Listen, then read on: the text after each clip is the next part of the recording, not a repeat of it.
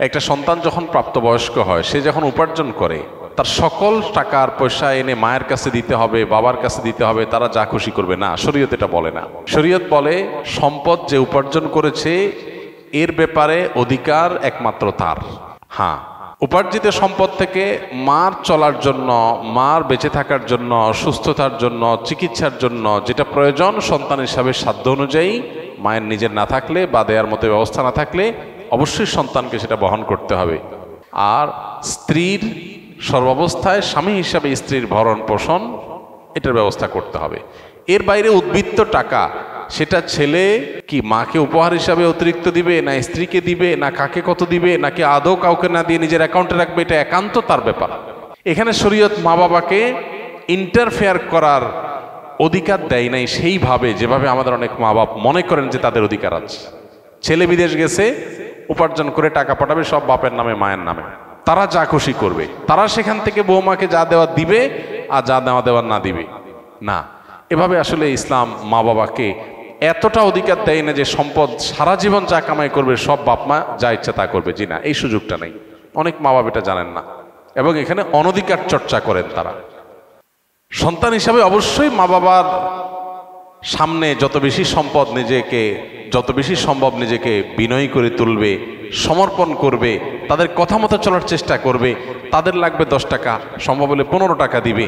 তাদের যা দরকার তার চেয়ে বেশি দেওয়ার চেষ্টা করবে, তাদের চাহিদার চাইতে বেশি সেবা করার চেষ্টা করবে। এটা সন্তানের জায়গা থেকে তার মানসিকতা থাকা উচিত। মা বাবার প্রতি কর্তব্য বোধের জায়গা থেকে তারা আমাদের মা বাবা। আল্লাহর পরে তাদের সদাচরণ করার গুরুত্ব সবচেয়ে বেশি আল্লাহর ইবাদতের পরে।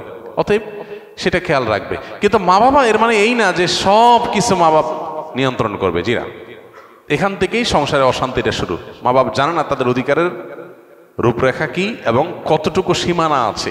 এর বাইরে তারা মা বাপ হিসাবেও অধিকার চর্চা করতে পারে না বা তাদের ক্ষমতা তারা জাহির করতে পারেন না। এটা আমাদের সমাজে জানাশোনা নেই। এই জায়গা থেকে সমস্যাগুলো তৈরি হয়। একটা হাদিস আছে, সেখান থেকে কিছুটা অনেকে ভুল বোঝেন। হাদিসটার হলো এই, নবী সাল্লাল্লাহু আলাইহি ওয়াসাল্লাম বলেছেন, আনতা ওয়া মালুকা লি আবিক, তুমি এবং তোমার যাবতীয় এবং সমুদয় সহায় সম্পদ সব তোমার বাপের, মায়ের, বাবা মায়ের। এই হাদিসের মানে অনেকে মনে করেন যে কেউ যা কামাই করবে সারা জীবন যত কিছু করবে সব বাপ মার। জি না, এই হাদিসের ব্যাখ্যা হলো তুমি তোমার উপার্জিত সম্পদ এখানে তোমার বাপ মার, অর্থাৎ তাদের খরচ খরচার জন্য যতটুকু দরকার ততটুকু তোমার এখান থেকে নেওয়ার অধিকার তাদের আছে। এখানে সমুদয় সম্পদ বোঝানো হয় নাই। যদি সমুদয় সম্পদ বোঝানো হতো তাহলে জাকাত তো বাপমার উপরে বর্তাইত, ছেলের উপরে বর্তাইতো না। কারণ সম্পদ যদি একজনের হয়, জাকাত তো আরেকজনের উপরে বর্তাবে না। এরকম আরো বহু প্রশ্ন তৈরি হবে। তো এই জন্য এই হাদিসটার ব্যাখ্যা আমরা অনেকে ভুল বুঝি এবং এর ফলশ্রুতিতে অনেক মা বাপ একটু বাড়াবাড়ি করেন, সীমালঙ্ঘন করেন এবং সেক্ষেত্রে স্ত্রীর সাথে ছেলের দূরত্ব তৈরি হয়। তো এগুলো আমাদের ব্যালেন্স করতে হবে। এবং একইভাবে আপনার সম্পদের ব্যাপারে স্ত্রীরও এই মানসিকতা থাকতে হবে যে স্বামী তার উপার্জন করার পর আমার ভরণ পোষণ ঠিকঠাক মতো দিচ্ছেন কিনা। যদি দেন, এরপর বাকি সম্পদ তিনি কি করবেন, তিনি কি তার মাকে দিয়ে দিচ্ছে অতিরিক্তটা, না ভাইকে দিয়ে দিচ্ছে, বোনকে দিয়ে দিচ্ছে, এটা একান্ত তার ব্যাপার। আমার এটা নিয়ে মাথা ঘামানোর দরকার নাই, হেডেক নেওয়ার দরকার নাই। বেশিরভাগ মহিলাই অহেতুক পেরেশানি করে নিজেও কষ্ট পায়, সংসারটাকে অশান্তি করে। আমার পরিচিত এরকম আত্মীয় স্বজনের ভিতরে এরকম মেয়েদের কথা জানি যে স্বামী লক্ষ লক্ষ টাকা ধরা খাচ্ছে, কোথাও কাউকে দিয়ে দিচ্ছে, কোনো ভাবনা নেই। আমার তো এটা দেখার দরকার নাই। আমার দেখা দরকার হলো যে আমার ছেলে মেয়ে এবং আমার ভরণ পোষণের ব্যবস্থা সে করছে কিনা। সেটা যদি সে না করে, আমার অধিকার যদি সে খর্ব করে, সেগুলোও যদি সে মানুষকে দিয়ে দেয়, তাহলে অবশ্যই আমি সেখানে দাবি তুলব, যথাযথ নিয়মে আমি আর্গুমেন্ট করব। কিন্তু আমি আমারটা যথাযথ পাচ্ছি, আর দরকারটা কি? বেশিরভাগ মহিলারা স্বামীকে চায় কবজার ভিতরে আনতে, কন্ট্রোলের ভিতরে আনতে, যে আমার কথা উঠবা, আমার কথা বসবা, আমার কথা এদিক ঘোরাবা, আবার এদিক ঘাড় ফিরাবা। এই যে স্বামীকে গোলাম বানাতে চায়, এটা আরেক সমস্যা। তাহলে একদিক থেকে মা বাপের সমস্যা, আরেক দিক থেকে বইয়ের সমস্যা। এই সমস্যাটা কেন হয়? কারণ তার কতটুকু অধিকার আছে এটা সে জানে না। তার যতটুকু অধিকার আছে তিনি তার চাইতে আরো বেশি খাটাইতে চেষ্টা করেন। এটাই হলো একটা ভুলের জায়গা। দাম্পত্য জীবনের সুখ শান্তির জন্য এই জিনিসগুলো অনেক গুরুত্বপূর্ণ। এই জন্য বিয়ের আগে ট্রেনিং হওয়া দরকার। সন্তানকে ছেলে মেয়ে করে বিয়ে করাবেন, সেখানে কি করবেন কি না করবেন, কোথায় অধিকার খাটাতে যাবেন কোথায় খাটাতে যাবেন না, এগুলোর উপর ট্রেনিং হওয়া দরকার। আমার অনেক দিনের স্বপ্ন ইনশাআল্লাহ এরকম একটা ট্রেনিং ডেভেলপ করার, যে বিবাহ ইচ্ছুক ছেলে মেয়েরা এই ট্রেনিং করবে। ডে লং ট্রেনিং হবে, পাওয়ার পয়েন্ট প্রেজেন্টেশন হবে, যে তারা দাম্পত্য জীবনকে সুখী করবার জন্য তাদের কোন কোন পলিসি পদ্ধতি অবলম্বন করতে হবে, চ্যালেঞ্জগুলো কিভাবে ওভারকাম করবে, এই সব বিষয়গুলো থাকবে ইনশাআল্লাহ। খুব শীঘ্রই আমরা এটা হয়তো ঘোষণায় যাব এবং এই ট্রেনিংটা শুরু করব। তো আমাদের বাসা বাড়িতে যে অশান্তিগুলো আছে, যে কলহগুলো আছে, আল্লাহ তাআলা সেগুলোকে দূর করার তৌফিক দান করুন। সবাইকে যার যার অধিকার, সবাইকে যার যার করণীয়গুলো আদায় করার তৌফিক দান করুন। আমাদের বোনদের যারা স্ত্রী হয়ে কোথাও কারোর সংসারে আছেন, কারোর সাথে দিনাতিপাত করছেন, সেখানে নিজের অধিকারের চাইতে বেশি অধিকার খাটানোর চেষ্টা তার করা যেমন উচিত নয়, ঠিক একইভাবে মায়েদের বাবাদেরও উচিত নয় সন্তানের সম্পদ এবং উপার্জনের পরে অতিরিক্ত মাথা ঘামানো। কোনো ছেলে বউয়ের পিছনে টাকা একটু বেশি খরচ করে, একটু বউ পাগল বেশি হয়, মা বাপ হিসাবে তাদের দায়িত্ব হলো সন্তান সীমা ছাড়ায় গেলে তাকে সুন্দরভাবে বোঝানো যে বাবা ব্যালেন্স করো, পরিমিত হও, হিসাব নিকাশ করো, অতি পাগল হয়ে যেও না। এরপর যদি দেখা যায় যে না ছেলে ভুল বুঝে বা বৌমা ভুল বোঝে, তো বাপ মা হিসাবে তারা তাদেরটা পাচ্ছে কিনা তারা দেখবে, বাকিটা নিয়ে মাথা ব্যথা করবে না, বরং আল্লাহর পরে হাওয়ালা করে দিবে। কারণ বিয়ের পর বিশেষ করে কয়েক বছর পর্যন্ত, একটা নির্দিষ্ট সময় পর্যন্ত এই পাগলামিগুলো ছেলেরা করে। এরপরে আস্তে আস্তে হুঁশ ফিরে আসে, মাথায় ব্যালেন্স হয়, তখন সে আর আগের মতো পাগলামি করে না।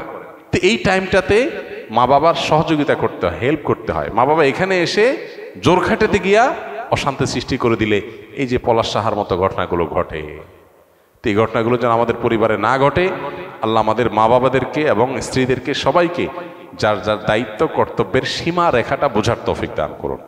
আমাদের সমাজ এবং পরিবারগুলো দিন দিন ভয়াবহ থেকে ভয়াবহতর হয়ে উঠছে। বিশেষ করে বউ শাশুড়িদের দ্বন্দ্ব, এই দ্বন্দ্বটি বিভিন্ন পরিবারে বেশ প্রকট আকার ধারণ করে। এর কারণ কি আর প্রতিকারের উপায় কি? দেখুন, এদেশ যেহেতু সংখ্যাগরিষ্ঠ মুসলিমদের দেশ, বেশিরভাগ মানুষের দেশে মুসলমান এবং অন্য ধর্মাবলম্বী যারা আছেন, হিন্দু বা অন্যরা, তারাও দিন শেষে ধার্মিক, তার ধর্মের ব্যাপারে তিনি যথেষ্ট শ্রদ্ধাশীল এবং সিরিয়াস। এটাই হলো এদেশের মানুষের বাস্তবতা। এদেশের ধর্মীয় যে বিধিবিধান আছে, সেই বিধিবিধানগুলো যদি আমরা চর্চাটা ভালোভাবে করি এবং সেগুলো চর্চা করার পরিবেশ যদি আমাদের দেশে থাকে, তাহলে এই জাতীয় সমস্যাগুলোর সমাধানের পথ সবচেয়ে সহজে করা যাবে, বের করা যাবে। কোরআন এবং হাদিস মায়ের বেশ কিছু অধিকারের কথা বলেছে, আবার মায়ের কিছু কর্তব্যও দিয়েছে। ঠিক যেমনিভাবে বাবার কিছু অধিকার আছে, আবার বাবার কিছু কর্তব্যও আছে। একইভাবে স্বামী স্ত্রী পরস্পরের প্রতি অধিকার যেমন আছে, আবার কর্তব্যও আছে। আমরা অধিকারের ব্যাপারে যতটা সচেতন, কর্তব্যের ব্যাপারে ততটা সচেতন না। আল্লাহ সুবহানাহু ওয়া তাআলা কোরআনে কারিমে বলেছেন, ওয়ালাহুন্না মিসলুল্লাযী আলাইহিন্না, মেয়েদের কিছু অধিকার যেমন আছে নারী হিসাবে, আবার তাদের কিছু কর্তব্যও আছে। অতএব যেমন কর্তব্য আছে, অধিকারও তেমন আছে, দুইটাই আমাদেরকে খেয়াল রাখতে হবে। বেশিরভাগ মায়েরা মনে করেন সন্তান হিসাবে দুনিয়াতে এসেছে আমার ছেলে আমার মেয়ে, অতএব তারা মরণ পর্যন্ত আমি যা বলবো সেই কথা মোতাবেকই চলবে। সন্তানদেরও যে কিছু স্বাধীনতার জায়গা আছে, তাদেরও যে কিছু অধিকারের ব্যাপার আছে, এটা বেশিরভাগ মা বাবারা আমাদের সমাজ বাস্তবতা বোঝার চেষ্টা করেন না। এজন্য যিনি চিঠিটা লিখেছেন তিনি সঠিক লিখেছেন যে বাস্তবে আমাদের দেশে মা বাবার অধিকার সম্পর্কে অনেক বলা হলেও সন্তানদের অধিকার বা সন্তানদের প্রতি মা বাবার কর্তব্যের কথাটা সেভাবে বলা হয় না। আলহামদুলিল্লাহ, এই বিষয়ে আমাদের একটা দীর্ঘ ভিডিও অনলাইনে আমাদের ইউটিউব চ্যানেলে, অন্যান্য সোশ্যাল মিডিয়ার প্ল্যাটফর্মে আমাদের আছে, যেখানে আমরা সন্তানের প্রতি বাবা মার কর্তব্য বা সন্তানের অধিকারগুলো কী কী সেগুলো আলোচনা করেছি এবং এগুলো আলোচনা আরও বাড়াতে হবে। সন্দেহ নেই যে সন্তানের অধিকারের তুলনায় বাবার মার অধিকার বেশি, এই জন্য সে আলোচনাটা বেশি হবে, এটা অস্বাভাবিক নয়। কিন্তু সেটাই শুধু হবে আর সন্তানদের কোনো অধিকারের কথা আলোচনা হবে না, বাবা মারা জুলুম করবেন, সেটা কখনো হতে পারে না। মা হিসাবে, বাবা হিসাবে সন্তানের প্রতি জুলুম করলে তার বিচারও আল্লাহ তাআলা করবেন। এটা গুরুত্বপূর্ণ একটা বিষয়। আর বউ শাশুড়ির দ্বন্দ্ব মূলত হয়ে থাকে এই জন্য যে পরস্পরের প্রতি আমাদের করণীয় বা কর্তব্য সম্পর্কে আমরা জানি না।